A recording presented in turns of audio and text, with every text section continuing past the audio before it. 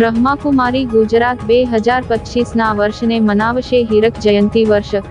સંસ્થાના diamond jubilee વર્ષની ઉજવણીનો શુભારંભ.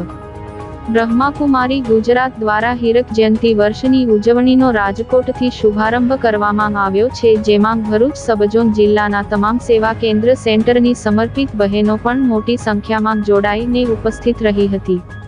બ્રહ્માકુમારીજ દ્વારા રાજકોટના ત્રાંબા ખાતે ભવ્યથી ભવ્ય કાર્યક્રમ શનિ અને રવિવારે આમ 2 દિવસ યોજાયેલ કાર્યક્રમમાં બ્રહ્માકુમારીજ ગુજરાતમાં ડાયમંડ જ્યુબિલી વર્ષની ઉજવણી નિમિત્તે રાજ્યભરમાં 1500મી વધુ તપસ્વી બ્રહ્માકુમારી સમર્પિત શિવ શક્તિ બહેનોનું સંમેલન મહાસ્નેહ મિલન યોજાયું.